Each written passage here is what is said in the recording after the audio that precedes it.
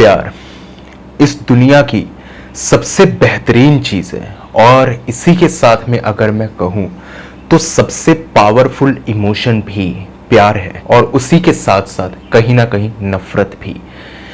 प्यार और नफरत ये दो ऐसे इमोशंस हैं जिनके अंदर हमें ये नहीं पता चलता कि ये प्यार ऑब्सेशन में कब बदल जाएगा और ये नफरत जो है ये हमें कब ले डूबेगी। इसका अंदाजा करना बहुत मुश्किल है। कहते हैं कि माँ का जो प्यार होता है वो इस दुनिया में सबसे अनमोल है। दुनिया का कोई भी शख्स, चाहे वो आपकी वाइफ हो, आपकी गर्लफ्रेंड हो, आपका भाई हो, आपके फादर हो, कोई भी हो, वो उतना प्यार आपको नहीं दे सकते जितना आपकी मॉम आपको देती है। इसलिए कहा जाता है कि माँ की ममता अपरंपार है। ठीक है, लेकिन क्या हो अगर माँ का प्यार इतना ज्यादा बढ़ जाए कि वो उस चीज को लेकर के ऑब्सेस्ड हो जाए और वो यहां पर अपने बच्चों के बीच में जो भी आए उसको सिर्फ मारने के बारे में ही सोचे। उस प्यार को आप क्या कहेंगे? आज की कहानी काफी यूनिक है। ये कहानी 2007 में शुरू हुई और इसका अंत 2020 में हुआ। ये जो मैंने आपको टाइम पीरियड बताया 13 साल का, इसको याद रखिएगा क्योंकि ये काफी ज्यादा इंपॉर्टेंट है।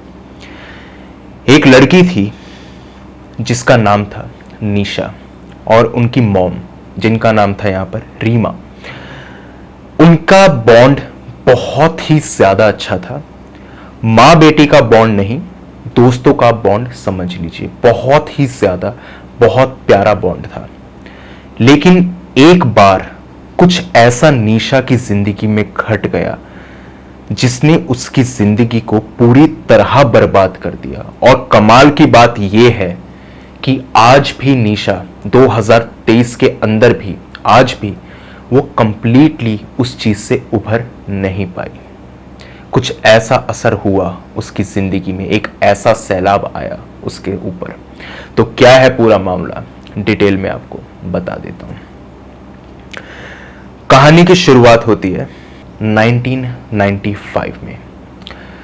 27 जून 1995 को मल्होत्रा फैमिली के अंदर निशा नाम की लड़की का जन्म होता है। निशा का जब जन्म हुआ तो उसके फादर उससे ज्यादा खुश नहीं थे क्योंकि उन्हें एक मेल चाइल्ड चाहिए था और उन्हें लड़की पसंद नहीं थी। उन्होंने सोचा कि उनका वंश कैसे आगे बढ़ेगा और उन्होंने यहां तक ये भी कर डाला कि जब उनकी अपनी बेटी पैदा हुई तो उसको देखने तक भी वो हॉस्पिटल नहीं आए। जिसकी आंखें भी यहां पर नहीं खुली, उससे इतनी नफरत सिर्फ इसलिए क्योंकि वो एक गर्ल चाइल्ड है। ये उसके फादर को उस वक्त पर समझ नहीं आया था। लेकिन धीरे धीरे करके ये चीजें अपने आप खत्म हो गई। रीमा जो थी उनके लिए उनकी बेटी सबसे ऊपर, उनके हस्बैंड से भी ऊपर। उनके हस्बैंड जो थे उनका नाम था यहां पर राज। राज को पहले तो प्रॉब्लम थी बट धीरे धीरे करके ये चीज दूर होती चली गई। उन्होंने कई बार रीमा को भी कहा कि तुम मुझे कभी भी एक बेटे का सुख नहीं दे सकती, लेकिन अपनी बेटी के मुंह में वो भी बह गए।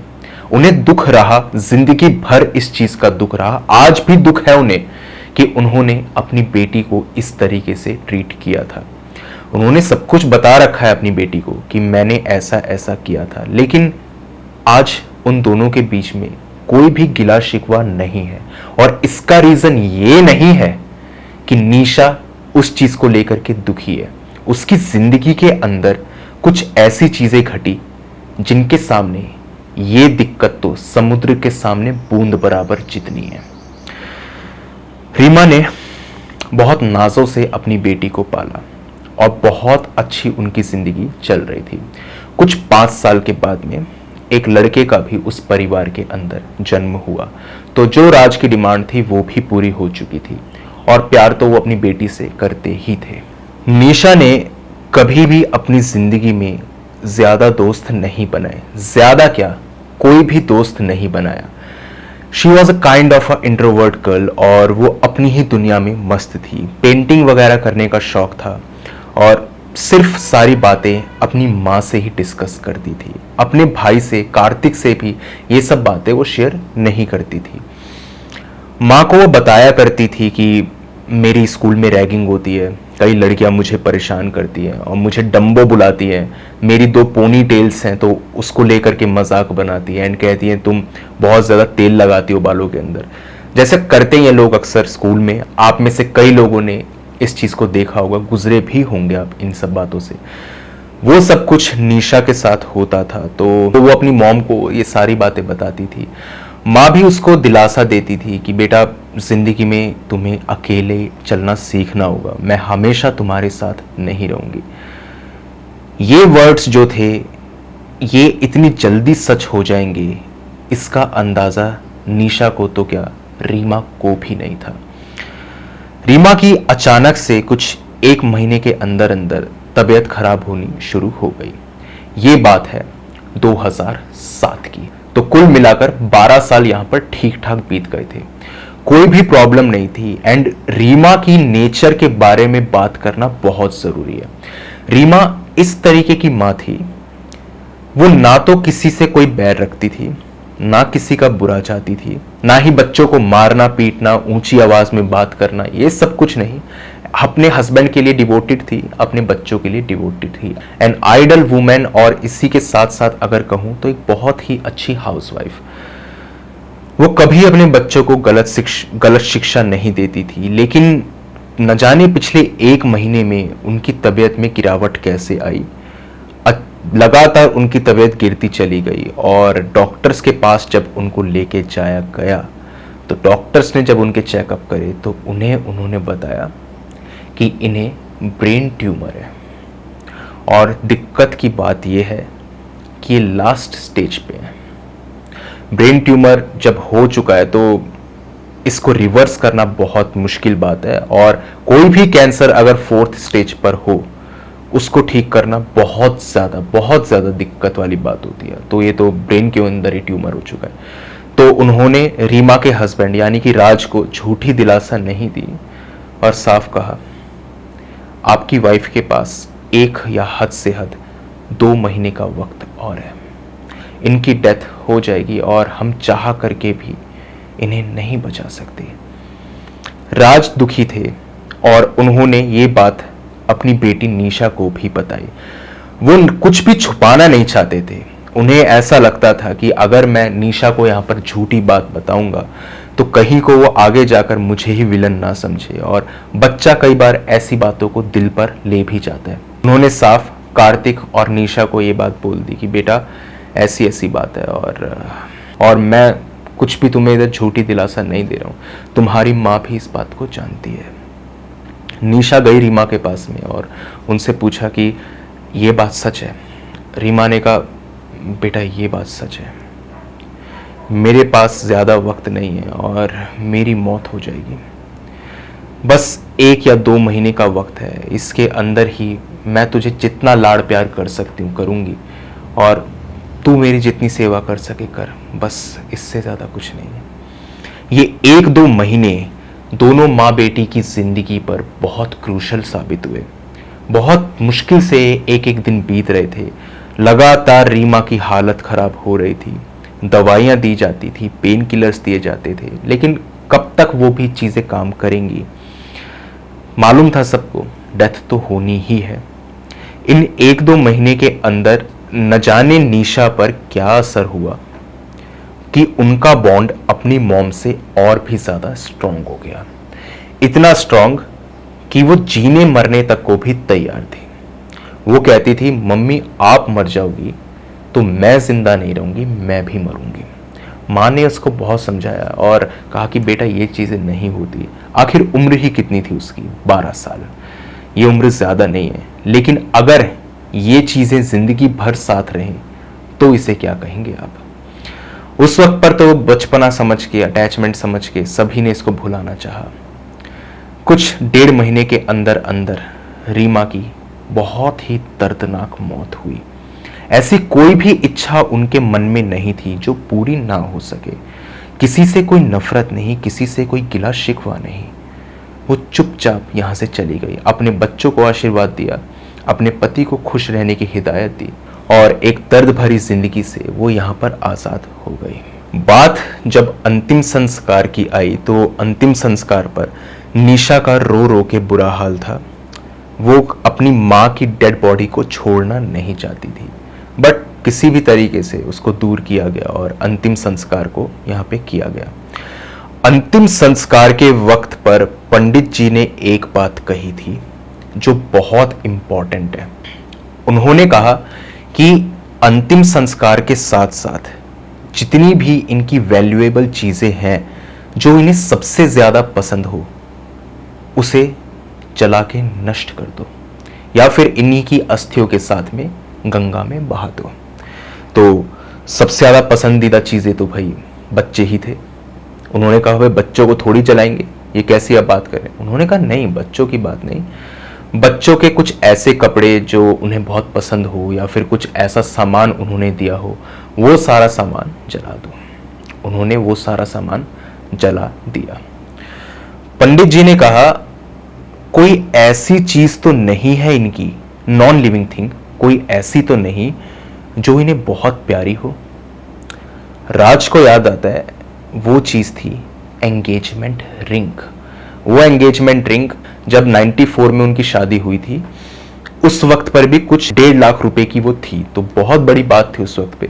तो वो उन्हें याद आता है कि हाँ एक रिंग जरूर थी और वो रिंग भी मैं आपको दे देता हूँ।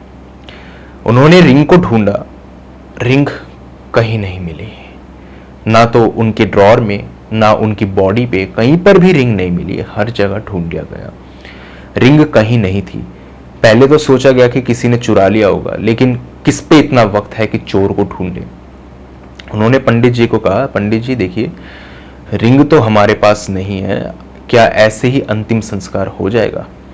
उन्होंने कहा हाँ हो जाएगा, लेकिन बात क्या होती है ना, कभी कभी इन वैल्यूएबल चीजों के चलते ही आत्माएं वापस आपसे कम्युनिकेट कर जाती हैं।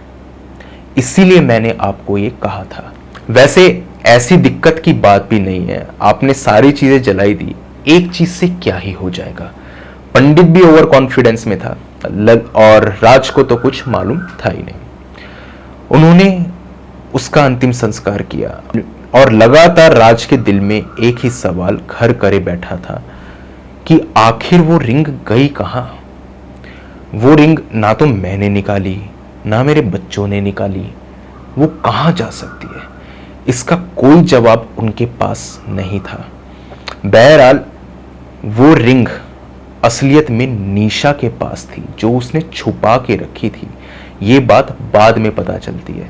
निशा ने वो रिंग छुपाई थी और वो इसको इसलिए नहीं देना चाहती थी क्योंकि उसकी मॉम ने उसको कहा था कि तेरी एंगेजमेंट होगी उस दिन ये रिंग मैं तुझे गिफ्ट करूंगी। इसीलिए उसने वो रिंग उतार करके नहीं दी थी। और कोई एक 12 साल के बच्चे पे शक क्यों करेगा। रिंग असलियत में निशा के पास में ही थी। उस रिंग की एक और कमाल की बात आपको बताता हूं। उस रिंग के अंदर बेसिकली यहां पर रीमा ने अपनी और निशा की फोटो डाल रखी थी। मालूम था सबको वो मोती होता है ना, वो मोती ऐसा था कि उसको रिमूव किया जा सकता था और अंदर किसी की फोटो को डाला जा सकता था। बहुत छोटी सी फोटो, ऑल्दो रिंग वो काफी बड़ी थी और काफी एक्सपेंसिव थी जैसा मैंने बताया। जब से रीमा की डेथ हुई तब से निशा की जिंदगी में कोहराम मच गया। वो बहुत लोनली रहती, ना वो किसी से बात करती ना वो खाना खाती, चुपचाप वो बैठी रहती और पूरे दिन वो यही सोचती कि मम्मी आप कहाँ हो, आप वापस आ जाओ, मुझे आपसे बात करनी है। ये सब कुछ वो सोचती थी, लेकिन इन बातों का कोई मोल नहीं था। वो जानती थी कि मरे हुए वापस नहीं आ सकते, लेकिन उसकी दुआ कह लीजिए या कुछ भी कह लीजिए, न जाने किस तरीके से उसकी माँ वापस उसके पास आ जाती है। वो भी निशा ही उसको लाती है। खैर, निशा के साथ में सब कुछ अजीब हो रहा था। स्कूल में उसको बहुत ट्रोल किया जाता था। वो सीनियर्स जो उसकी थी वो लगातार उसकी मरी हुई माँ की मजाक बनाती थी और ये कहती थी कि एक ही तो दोस्त था तेरा, तेरी माँ, वो भी मर गई, अब तू क्या करेगी? कोई तो तेरे से बात करता नहीं, ना तू अपने बाप को ये बात बताएगी कि हम तेरे साथ क्या करती हैं, तू तो अकेली ही पड़ गई।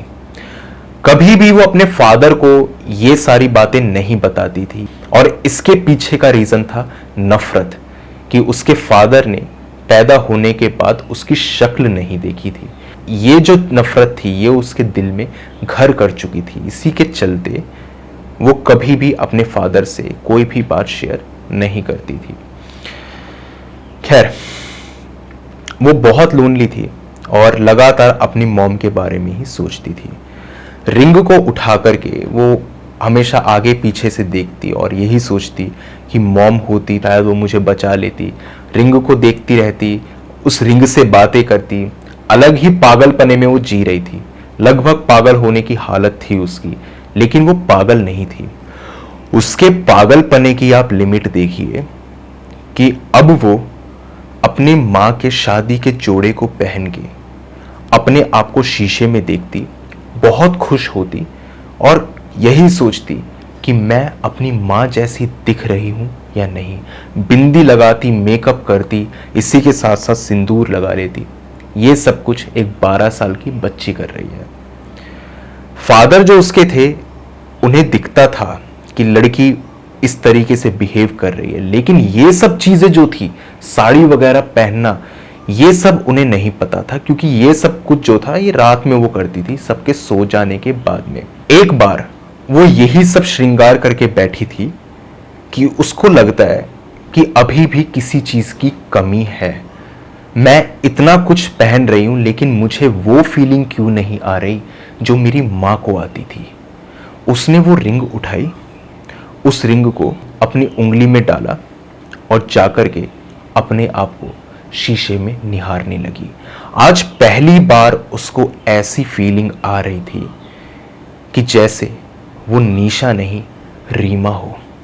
उसे ऐसा लगता है और गाने गा रही थी, गुनगुना रही थी। वो नीचे देखते हुए अपनी साड़ी को सेट कर रही थी और जैसे ही वो नजर उठा के शीशे की ओर देखती है, उसे अपनी माँ पीछे खड़ी हुई साफ साफ दिखाई देती है।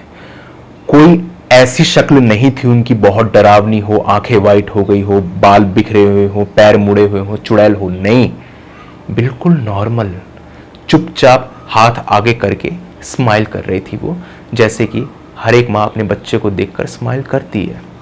बहुत खुश थी वो। निशा के लिए ये मूवमेंट बहुत अजीब था। वो पहले तो खुश हुई, लेकिन सडनली उसे रियलाइज होता है ये सच नहीं है। वो पीछे मुड़ के देखती है, पीछे उसकी मॉम नहीं थी। शीशे में दोबारा देखती है तो भी उसकी मॉम नहीं थी। उसे लगा ये मेरे मन का वहम है, मैं 24 घंटे इन सब चीज़ों के बारे में सोच रही हूँ, शायद इसी के चलते ये सब कुछ हो रहा है। अब तो आलम ऐसा हो गया कि वो अपने फादर के सामने भी यही ड्रेसअप करके आ जाती और अपनी माँ की तरह बिहेव करती और कहती, पापा मैं मम्मी जैसी दिख रही हूँ ना, मम्मी ऐसी दिखती थी ना। फादर समझ चुके थे कि लड़की की दिमागी हालत सही नहीं है। कुछ भी एबनॉर्मल नहीं हुआ, ना उसके साथ, ना घर में, ना राज के साथ, ना कार्तिक के साथ, कुछ भी नहीं। लेकिन वो समझ चुके थे कि लड़की के ऊपर ऊपरी चक्कर वगैरह नहीं, एक मेंटल प्रॉब्लम ज़रूर इसका पीछा कर रही है। वो यहाँ पर एक डॉक्टर पे गए एंड उसको ये सारी बात बताई। डॉक्टर ने कहा एक तो बच्चे का दिमाग जो इतना क्रिएटिव होता है वो अपने आप ही नए नए इमेजिनरी फ्रेंड्स बनाता है, इसी के साथ में इतना बड़ा ट्रॉमा और उसके साथ में अटैचमेंट, तो ये तीन चीज़ें जो है ना, ये इस लड़की के दिमाग में बहुत बुरा असर डाल रही है। एक तो ये लोगों से मिलती जुलती ज़्यादा नहीं, और उसी के साथ में जो इसका बेस्ट फ्रेंड था उसकी भी डेथ हो गई। माँ ही उसकी बेस्ट फ्रेंड थी, तो वो इस चीज़ को सहन नहीं कर पा रही थी। डॉक्टर ने कहा देखिए ऐसा हो सकता है कि ये शुरुआती लक्षण हो स्प्लिट पर्सनैलिटी डिसऑर्डर के। उस वक्त पर भूल भुलैया मूवी काफ़ी पॉपुलर हुई थी, तो उसके अंदर भी आपने देखी होगी मूवी, वो किस तरीके से विद्या बालन के साथ क्या क्या हुआ था। तो उसके फादर समझ चुके थे कि ऐसा ही कुछ है, लेकिन इतना सीरियस तो कुछ नहीं है। डॉक्टर ने कहा ऐसी कोई बात नहीं है, थोड़ी सी मेडिकेशंस, थोड़ा सा रेस्ट, लड़की ठीक हो जाएगी और इसको रेस्ट करना बहुत ज़रूरी है। तो नींद वगैरह की गोलियां भी दी गई। इसके बाद में वो लड़की बिल्कुल ठीक हो गई। ये क्या बात हुई? वो ठीक कैसे हो सकती थी? वो अपने फादर को कहती थी, पापा नहीं, मैं मम्मी से बात करती थी, मम्मी मुझे शीशे में दिखाई देती थी। लेकिन ऐसा कैसे हो सकता है कि ये मेरे दिमाग की सिर्फ उपज थी? मुझे तो शुरुआत में ऐसा लगा था कि ये दिमाग की ही उपज है, लेकिन पापा वो उपज नहीं थी, वो मम्मी ही थी। उसके फादर ने कहा, बेटा जो भी था वो अब वो तुम्हारे साथ नहीं है, तुम ही ने ये चीज खुद बताई। उसने कहा हाँ, लेकिन वो मम्मी ही थी। बच्चा नहीं समझ पा रहा था इन सब बातों को, तो उन्होंने भी सोचा कोई बात नहीं, इसको ऐसे रहने दो। लेकिन एक बहुत बड़ी दिक्कत उनका पीछा यहां पर कर रही थी। निशा ने ये बात बोली थी कि वो मम्मी ही थी, लेकिन वो अचानक कहां से गायब हो गई। आपने एक टर्म सुनी होगी, गार्डियन एंजल्स। वो लोग जो मर जाते हैं या जिनसे हमारा कोई लेना देना होता है, उनकी स्पिरिट पॉजिटिव वे में हमारी मदद करती है और वो कभी भी हमें नुकसान नहीं होने देती। हमें उनका एहसास होता है, या तो माँ बाप हो सकते हैं, भाई बहन, दादा दादी, नाना नानी, कोई भी, उनका एहसास होता है। और कुछ भी अगर हमारे साथ बुरा हो रहा होता है तो हमें कभी कभी हमारे एंजल्स बचा लेते हैं। ये उसने पढ़ा तो उसको लगा कि शायद यही हो। लेकिन किसको ये बात पता थी कि जो बात वो पहले कह रही थी वही सच थी? उसकी मां सचमुच उसके साथ थी। इस बात का पता राज को बाद में पता चलता है, और वो कैसे, मैं आपको बताता हूं। एक बार यहां पर जो एक लड़की थी जो उसकी सीनियर थी, वो उसे बहुत परेशान करती है, बहुत ज़्यादा परेशान करती है। एंड इतना ज़्यादा परेशान करती है कि उसको यहाँ पर चोट तक भी आ जाती है। उसका सर पकड़ के वो दीवार में दे के मारती है, जिसके चलते उसके हेड पे इंजरी और नोज पे इंजरी। उसके फादर पूछते हैं कि भाई क्या हुआ, तो कहती है कि मैं आ रही थी, पैर फिसल गया, ज़मीन पे मैं गिर गई। अपने फादर पर जरा सा भी ट्रस्ट नहीं था उसे, वो उसका स्टैंड लेंगे। लेकिन शायद अगर वो इस वक्त पर अपने फादर को ये बात बता देती तो एक बहुत बड़ी मुसीबत यहां टल सकती थी। उसने अपने फादर को झूठ बोला, फादर भी मान गए। उन्होंने आगे तहकीकात, आगे शिनाख्त नहीं करी और सोचा कोई बात नहीं।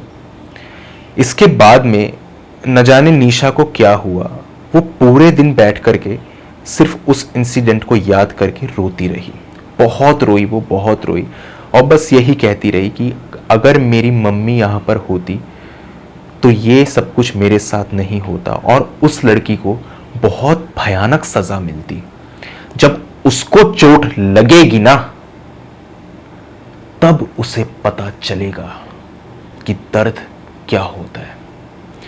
ये जो मैंने वर्ड्स बोले, ये वर्ड्स उसने अपने आप से बोले थे, और अपनी मॉम को तो पूरे दिन ही याद करती थी। अगले दिन जब वो स्कूल गई तो उसे खबर मिलती है कि जो उसकी सीनियर थी, जो यहाँ पर 11th क्लास में पढ़ती थी, उसका एक बहुत भयानक एक्सीडेंट हो गया, जिसके चलते उसकी दोनों टांगों की हड्डियां टूट चुकी हैं और शायद से वो कभी ठीक से चल भी नहीं पाएगी। कुछ 6-7 महीने तक तो स्कूल भी नहीं आएगी। निशा ने जैसे ये बात सुनी, उसे लगा ये कैसे मुमकिन है, कहीं मेरी मुराद सच तो नहीं हो गई, मैं भगवान तो नहीं कि ऐसा मेरे साथ हो गया। उसने इस चीज को टेस्ट करने के लिए एक छोटी सी डिमांड और रखी कि कल मेरा इंग्लिश का पेपर है एंड उसके अंदर मैं चाहती हूं कि मेरे 50 में से 42 मार्क्स आ जाएं। उसने 50 में से 50 नहीं मांगे, उसे लगता था कि शायद ये चीज पूरी नहीं होगी। प्रिपरेशन उसकी आधी अधूरी ही थी। और कमाल की बात यह है कि अगले दिन जब उसका टेस्ट हुआ तो वही सारे क्वेश्चंस उसे मिले जो उसने प्रिपेयर किए थे। उसके 42 तो नहीं आए, उसके आए पूरे 50, क्योंकि पहली डिमांड उसकी 50 की ही थी, दूसरी थी 42 की। उसे लगा ये तो कुछ अलग ही बात है, लेकिन इसके पीछे कौन है? मेरी गार्डियन एंजल, मेरी मॉम। लेकिन मैंने तो पढ़ा है वो ऐसे काम नहीं करती, गार्डियन एंजल्स ऐसे एक्ट नहीं करती, वो तो कभी कभार मदद करते हैं। लेकिन ऐसा कैसे पॉसिबल है? अगले दिन यहां पर निशा ने कंफर्म करने के लिए एक और डिमांड रखी। वो चाहती थी कि जो उसके मैथ्स के सर हैं वो स्कूल छोड़ के चले जाएं, क्योंकि वो उन्हें पसंद नहीं करती थी और मैथ्स में वो अच्छी नहीं थी। इसी के साथ साथ उस टीचर का रवैया भी अच्छा नहीं था। जाने क्या दिक्कत आई उस इंसान के साथ में कि उसने रेजिग्नेशन दे दिया। निशा बहुत खुश, उससे कंफर्म हो चुका था कि उसकी माँ उसके आसपास है। वो घर आई, अपने कमरे में चुपचाप बैठी और ये कहा, मम्मी आप मेरे साथ ही हो ना? उसने बस यही बात बोली कि उसको महसूस होता है किसी ने उसके कान पर फूंक मारी है। ये इंडिकेशन काफी था। वो समझ चुकी थी कि उसकी मॉम उसके साथ में ही है। निशा की एक गलती जो थी, उसने उसकी मां को मुक्त नहीं होने दिया। अगर वो उस रिंग को जला देती तो ये सारी दिक्कतें होती ही नहीं। उसने अपनी माँ को ये बात बोली और बहुत खुश हुई। वो उनको थैंक करने लगी कि आपने मेरे लिए ये किया वो किया। लेकिन उसकी मॉम का बिहेवियर ऐसा तो कभी नहीं था जो अब होना शुरू हो गया। तो क्या रीजन था इस बात का? उसके फादर देखते थे कि एक निशा जो कल तक डिप्रेस्ड थी, किसी से बात नहीं करती थी, अब वो ऐसे खिलखिलाकर हंसती जैसा उस वक्त पर हंसती थी जब उसकी मॉम यानी रीमा जिंदा थी। वो कहते, बेटा क्या हुआ, तुम बहुत खुश हो, मैं तो चाहता हूं तुम खुश रहो, लेकिन बच्चे इसके पीछे का रीज़न क्या है? तुम्हारे, मैंने देखा इंग्लिश में भी फुल मार्क्स आए हैं और इसी के साथ साथ कई टीचर्स ने तुम्हारे यहाँ पर तारीफ करी है, तो इसके पीछे का रीज़न क्या है? उसने कहा, मम्मी, मम्मी है रीज़न।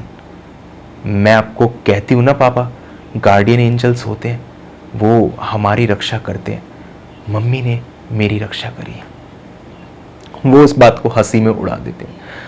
क्या समझे वो कि इसके पीछे सचमुच कोई है भी या नहीं? उन्हें लगा तुक्का है, एक बार सही हो गया तो हो गया। बाकी दोनों बातें उसने नहीं बताई। रैगिंग वाली तो वैसे ही नहीं बताती थी और मैथ्स वाले टीचर की भी नहीं बताई। सिर्फ यही बताया कि इंग्लिश में फुल मार्क्स आ चुके हैं। एक दिन राज देखते हैं कि निशा अपने कमरे में बैठ करके ताली बजा रही है और दीवार से बातें कर रही है। ये आवाजें उनको हमेशा आती थी, आज जाकर के उन्होंने तहकीकात कर ही ली कि देखकर तो आए आखिर मामला क्या है। जाकर देखते हैं तो वो ताली बजा रही थी, इसी के साथ साथ अपनी मां की फोटो को देखते हुए वो उनसे बात कर रही थी और ऐसे बात कर रही थी जैसे कि उसकी मां सचमुच वहां मौजूद हो। वो तस्वीर से बात नहीं कर रही थी, उन्हें दिख रहा था, तस्वीर से बात नहीं कर रही थी, वो सचमुच अपनी मां से बात कर रही थी। लेकिन उन्हें कुछ नहीं दिखाई दे रहा था, उन्हें तो सिर्फ तस्वीर ही दिख रही थी। उन्होंने पूछा, निशा ये क्या हरकत है? मैंने तुम्हें समझाया था ना, तुम्हें दिमाग पर इतना स्ट्रेस नहीं डालना है। उसने कहा, पापा मम्मी वापस आ गई, अब वो जाएंगी नहीं, वो हमारे साथ ही रहेंगी। आपको कोई दिक्कत तो नहीं ना? उसके फादर इस चीज को सुन के हैरान कि ये क्या बकवास कर रही है।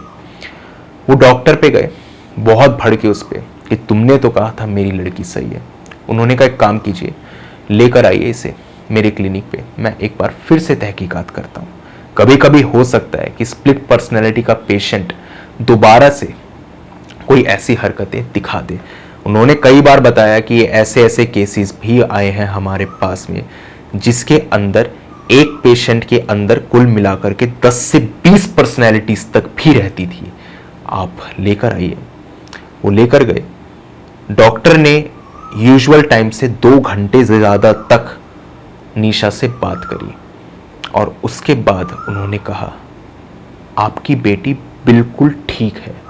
पैसे बनाने की बात होती तो मैं कुछ भी बोल सकता था, लेकिन आपकी बेटी को कोई प्रॉब्लम नहीं है। हो सकता है कि इसने इमेजिनरी फ्रेंड्स बना रखे हो। इसके बाद में निशा की हालत दिन प्रतिदिन बिगड़ने लग गई। वो अपनी मॉम की तरह बिहेव करती, उनकी तरह चलती, उन्हीं की तरह सुबह जल्दी उठ जाती, पहले योगा करती, ये सब कुछ करना शुरू कर दिया था। स्कूल वगैरह जाती थी, सब कुछ ठीक चल रहा था, उसके ग्रेड्स बहुत तेजी से बढ़ रहे थे।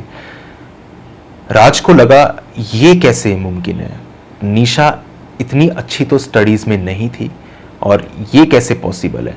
उन्होंने यहाँ पर प्रिंसिपल से पूछा और क्लास टीचर से भी पूछा कि इसके मार्क्स ऐसे कैसे ड्रास्टिकली बढ़ रहे हैं।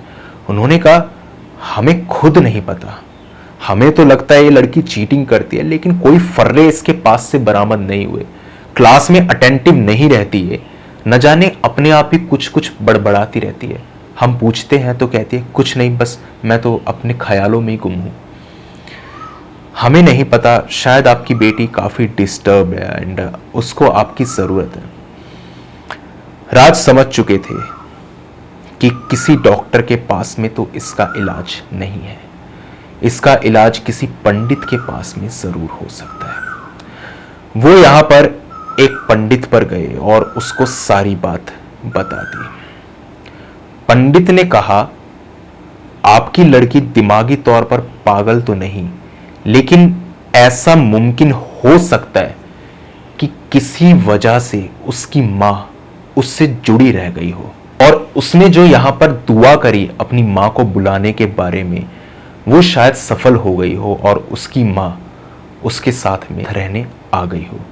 दिक्कत यही आएगी आपको आगे जाके कि धीरे धीरे करके निशा का पागलपन तो बढ़ेगा, कहीं ऐसा ना हो कि वो आपको भी जान से मार डाले। पंडित ने कहा एक बार मुझे निशा से मिलवाइए। वो लेकर के गए। पंडित ने निशा के सर पे हाथ फेरा और कहा बेटा तुम कहती हो ना तुम्हारी मम्मी तुम्हारे साथ है, वो कहाँ है बेटा? निशा ने कहा ठीक आपके पीछे, आपको गुस्से भरी नजरों से देख रही है वो। और आप क्या चाहते हैं कि मेरी मां यहां से चली जाए? आप उसे मुक्त करवाना चाहते हैं? ऐसा करने के बारे में सोचना मत, जैसे आए हैं ना आप वैसे ही चले जाइए। निशा की ये धमकी काफी थी, क्योंकि पंडित ने तो कुछ बताया ही नहीं था कि आखिर वो चाहता क्या था। वो उसके फादर को बुलाता है और कहता है आपकी लड़की की हालत बहुत गंभीर है और इसके ऊपर इसकी मां का ही साया है। मैंने जितने भी रीति रिवाज करे थे उसके चलते इसकी मां कभी वापस नहीं आ सकती थी। जरूर इस लड़की ने कुछ ऐसा किया है जिसके चलते इसकी मां वापस इससे जुड़ गई और अब दिन प्रतिदिन इसकी हालत सिर्फ खराब ही होगी। इसके बाद में जो हुआ वो मैं आपको सेकंड पार्ट में बताऊंगा। एंड बेसिकली आपको एक बात बता दूं, ये स्टोरी 2007 में खत्म नहीं होगी, 2020 में खत्म होगी। बहुत कुछ किया है निशा ने जिसका अंदाजा यहां पर राज तक को या कार्तिक को बिल्कुल नहीं था। बिल्कुल बदलने वाली थी उसकी जिंदगी, और जब वो 25 साल की हुई तो उसकी जिंदगी में एक ऐसा सैलाब आया जिसने उसके अपनों तक को भी डुबो दिया। तो कल आपके सामने इस स्टोरी की और भी परतें मैं रिवील करता जाऊंगा, तो तब तक आप इंतजार कीजिए। बाकी आप बताइए कि रीमा को जो मुक्ति है वो कैसे मिली होगी और क्यों ये स्टोरी जो है वो 2020 तक खिंचती चली गई। ये मैं आपसे जानना ज़रूर चाहूँगा। और अगर आपके पास में भी कोई ऐसा ही हॉरर और क्रीपी इंसिडेंट है तो आप मेरे साथ शेयर कर सकते हैं मेरी जीमेल आईडी पर, ऊपर दिखाई दे रही होगी आपको, और इंस्टा आईडी का लिंक डिस्क्रिप्शन बॉक्स में मौजूद है। दोनों ही प्लेटफॉर्म्स में से जिस भी प्लेटफॉर्म पे आप कंफर्टेबल हो वहाँ पे जा कर के अपनी स्टोरी मेरे साथ साझा कर दीजिए, और जैसे ही आपकी स्टोरी मुझे मिलेगी उसके ऊपर एक सेपरेट डिटेल्ड वीडियो मैं बना दूंगा। तो आपकी स्टोरी का बेसब्री से इंतज़ार रहेगा मुझे। बस रिक्वेस्ट आपसे इतनी ही है कि जब भी अपनी स्टोरी को भेजें तो जितना डिटेल में हो सकता है उतना डिटेल में भेजिए, ताकि उन इवेंट्स को उसी तमीज़ से आपके सामने रख सकूं जिस तरीके से आपने उन्हें मेरे सामने रखा है। टाइप करने में प्रॉब्लम है आपको तो वॉइस मैसेज के ज़रिए भी अपनी स्टोरी इंस्टा पे डीएम कर सकते हैं। तो आज की वीडियो के अंदर तो बस इतना ही था। मिलता हूँ कल आपसे इस वीडियो के दूसरे पार्ट में। तब तक के लिए टेक केयर, गुड बाय।